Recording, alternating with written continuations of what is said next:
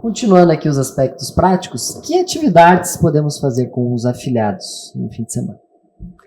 Então, o importante é a gente pensar mais em atividades cotidianas, envolver os adolescentes, né, o afilhado, na rotina da família e menos grandes eventos, grandes passeios. Nenhum apadrinhamento precisa dessa programação de grandes eventos, de grandes oportunidades.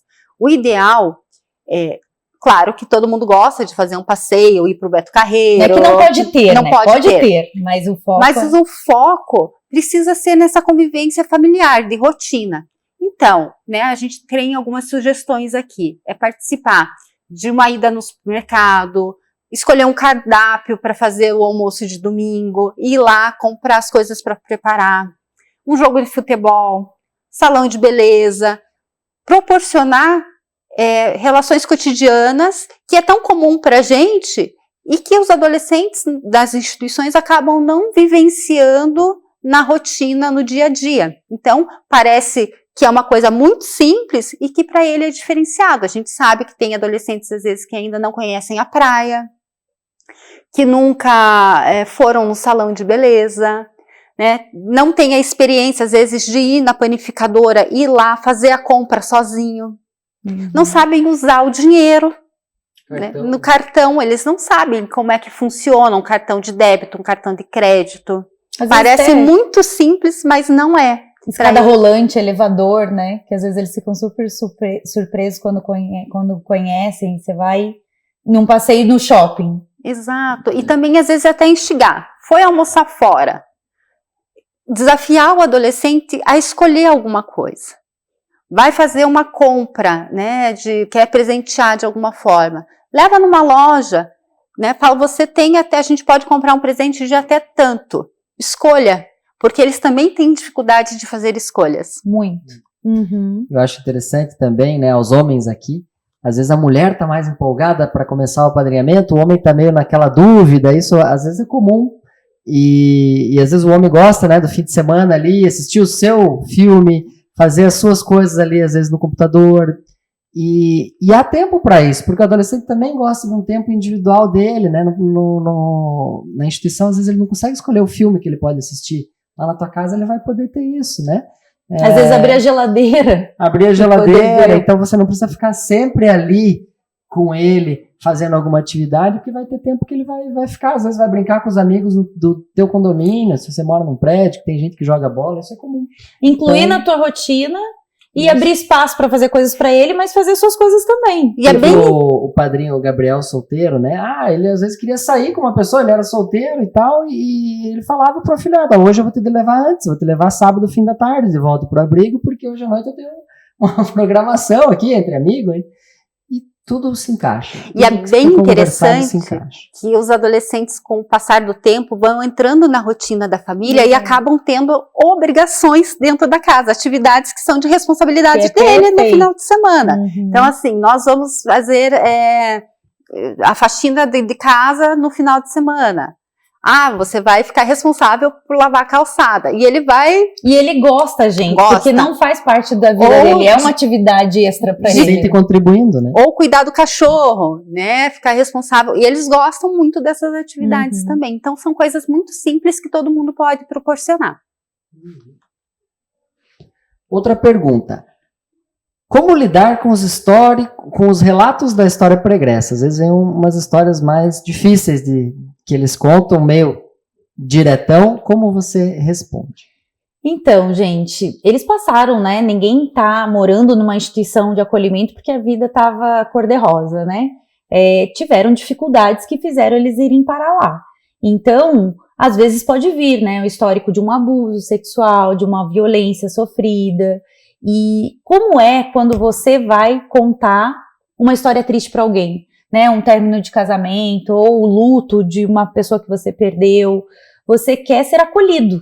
E é isso que precisa. Ao invés de encher de pergunta e focar mais na sua curiosidade do que no sentimento de quem tá te contando, o objetivo é que você foque no conteúdo ali e mostre um acolhimento emocional para aquela dor que ele está trazendo. E o ajude a ver que ele não está mais naquela situação, que ele não está mais naquele passado sendo vítima, que hoje ele está no aqui e agora tendo a oportunidade de ressignificar, né? Tem uma frase que a gente usava muito nas oficinas, que a gente não é o que fizeram com a gente, né? A gente... Como que é a frase? Você não é o que fizeram de você, você é aquilo que você faz com o que fizeram de você. Exatamente. Isso é existencialismo, não é? Essa frase, gente, ela é para todos nós, né? Então, trazer eles pro aqui e agora é ajudá-los a usar o que eles passaram a favor deles.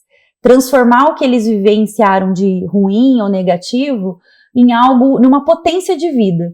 Então, acolher e trazer isso, né? Agora, que bom que você não está mais nessa situação, que bom que hoje você sabe se proteger, está aprendendo. E reconhecer as potencialidades que eles têm, porque são crianças e adolescentes, são extremamente fortes também, e que conseguem ressignificar muitas das vivências que passaram, né? A gente não consegue imaginar de que em tão pouca idade já passaram por situações tão difíceis que a gente não consegue imaginar como que eles estão de pé ainda. Um exemplo disso, assim, uma adolescente que ela se culpava porque ela contou na escola o que ela tinha vivido e a partir disso ela foi acolhida. Então ela se culpava por ela. Se eu tivesse ficado quieta e tivesse aguentado, eu não teria sido afastada da minha família. Então, naturalmente, ela se sente culpada, né? E ela conta dessa forma. O que você pode apontar?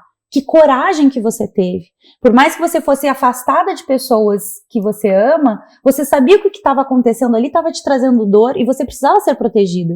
Então, ajudá-la a ver que aquela ação, na verdade, trouxe benefício para a vida dela. Então, é potencializar o que ela tem de positivo dentro disso, né? E o que resultou disso, de benefício para ela na vida dela. E evitar falar mal da família de origem, né? Isso totalmente. A pior pisada na bola que se pode ter, porque a grande maioria deles ainda gostam muito, né? Principalmente da mãe, falam muito. O pior xingamento de um amigo pro outro ali é xingar a mãe. E né? Vamos reconhecer que essas famílias também, em algum momento, foram muito negligenciadas, não foram cuidadas, não tiveram a oportunidade que essas crianças e adolescentes estão tendo de ter uma vida transformada, né?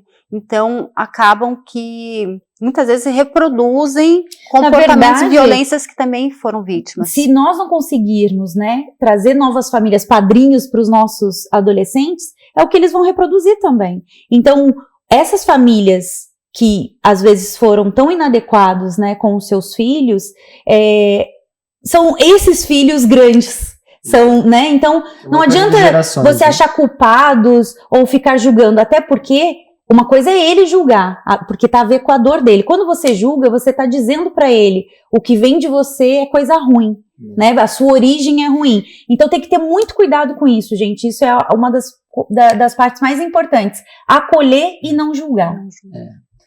Última pergunta aqui, uma passada rápida sobre adolescência no geral, não adolescência só de pessoas que estão em casalares. O que vocês podem dizer de comportamentos típicos? Diga aí, Carisa, você que tem 2 adolescentes em casa. Exato, tem um adolescente já de 16 anos e o outro já entrando, né, pré-adolescente aí, e a gente se surpreende, porque eu, numa instituição de acolhimento, tive muito contato com adolescentes e acostumada a eles buscarem esse contato, de querer conversar, de falar dos seus problemas. Me deparei em casa com situações de apatia, de isolamento, de não querer compartilhar com a mãe o que é que está acontecendo, evitar conversas difíceis, né? Então, é natural desse momento da adolescência. A gente pode, ingratidão, às vezes a gente fala, né, não está reconhecendo tudo que eu faço por ele. Esses são comportamentos esperados da adolescência. Para entenderem, o adolescente ele está naquela fase que ele está se distanciando da infância, mas ainda não está na fase adulta. Então ele precisa das orientações, principalmente eles, né, que vêm com tantas quebras e várias faltas, só que eles não precisam de professores, eles precisam de troca. Então, às vezes, se você fica ali só tentando impor, dizer que isso é certo e isso é errado, e ele não se sente participativo e tendo poder de escolha dentro disso, ele vai Ele vai se opor. Por mais que ele concorde, você vai falar para ele ir para a direita, ele vai para a esquerda, né? Então, o adolescente, ele precisa, para poder existir, se opor. Então, como que você pode fazer? Sugestões. Nossa, mas você já pensou nisso? Nossa, sério que você passou por isso? Que difícil. Ou você viu uma atitude inadequada. Nossa, mas o que você sentiu com isso? Mas e se você falasse tal coisa? Trazendo como se você estivesse falando com um amigo e fazendo ele refletir dentro daquilo. Claro, às vezes você vai precisar dar limites, claro, tem coisas que são inegociáveis, mas ajudar ele a entender qual que é o objetivo daquilo para uma vida, né? Se eu tô te dizendo esse não, não é um não pelo não e pronto. Como que é? Por quê? Que consequências traz?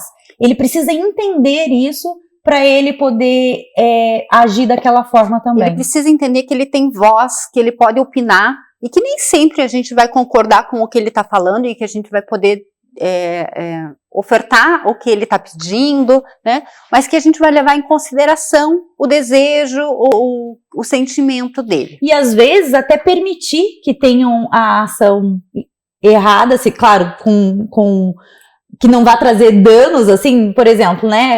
Quer comer mais de uma vez e você vai falar, mas depois vai ter tal sobremesa, ou uma coisa simples que eu tô dando.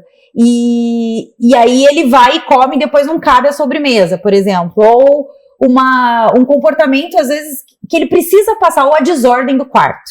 Aí você fala para organizar. E ele acha que não, então deixa. Aí na hora que ele precisar achar algo, ele não consegue achar. E aí ele vai entender qual é o seu objetivo. Então você ir fazendo ação e reação e ele sentir aquilo. Onde que você quer chegar com aquela orientação para ele. E as ingratidões, gente, eles não... eles estão recebendo e eles ainda têm dificuldade de nomear isso, de agradecer, né, Carisa? E às vezes isso você pode apontar, né? Tchau, obrigado, até amanhã, né? Porque às vezes você espera que ele já tenha esse repertório, mas não tem, até porque não faziam com ele também, né? E às vezes são meio monossilábicos, né? Fui pra praia, conheceu a praia a primeira vez, e aí, o que você achou? Gostei. Então, Exato. assim, aí parece que discorra mais sobre o assunto, né? Isso é o que um pai e uma mãe normal faz. E a gente vai fazer pro adolescente de instituição também. Né? A gente tem que ter em mente que a gente está plantando agora e espera colher no futuro, né? Esses bons comportamentos que ele consiga aprender nesse momento, nessa relação aqui. E tem uma parte, gente, que assim, a gente está cada vez mais perto da fase adulta, certo? Então, o que a gente precisa construir com eles? Projeto de vida. Porque a partir do momento que sair da instituição, o que vai ser, né, Carisa? Como que é construir esse projeto de vida com os adolescentes? Você ali no Schleider tinha vários, né? Como que era e como que os padrinhos contribuíam nisso? É uma situação muito complicada, porque eles também não têm uma idade biológica que permita eles pensarem a longo prazo e como é que funciona. E essa situação de estar no acolhimento não proporciona também vivenciar rotinas, às vezes, de comprar. Então, a gente orienta muito, fazendo um planejamento. O desenvolvimento da autonomia não é só pensar na profissionalização do adolescente, mas a autonomia da vida diária. Aprender a pegar um ônibus, ver o trajeto desse ônibus, aonde que vai parar para fazer uma entrevista de emprego, como se vestir para uma entrevista, o que falar. Então, a gente vai fazendo um treinamento com ele e pensando no que ele quer atingir no futuro. Mas ele precisa ser instigado a pensar sobre isso. Ninguém está exigindo de que ele já saiba o que ele quer da vida. Porque às vezes eles não sabem nem o que gostam, né? Exato. Eles não sabem nem o que gostam. Mas traçar pequenas etapas, pequenos objetivos a serem atingidos, né? Hoje é ir lá, você fazer um documento. E eu vou te acompanhar e você que vai tomar a frente ali para explicar para quem está te atendendo o que você precisa. Uhum. Amanhã é aprender a pegar um ônibus. E assim gradativamente. E às vezes, se você, né, dependendo da tua profissão, você falando sobre esse tema, você ir lá, levar no teu escritório, né, olha o que eu sou uma gerente de marketing, igual a Roberta vai falar, olha o que eu faço, mostra no computador. Porque, gente, a referência deles era, como ele falou, né, geralmente serviços mais... braçais e tudo mais, e tudo bem, é maravilhoso, o país precisa, mas quem sabe, se ele se identifica com algo artístico, com algo, quer ser um dentista, ele vai lá no escritório e vê enfim. Descobrir o que gosta, né? Descobrir quais são as habilidades. E aí isso é essencial. E para entender todas essas fases da adolescência, a gente pode só recorrer ao recurso de como eu era, como eu passei pela minha fase da adolescência também, né? Que comportamentos eu tinha, que tipo de filha que eu fui, pensar sobre isso para poder compreender melhor esse período da adolescência. Exato.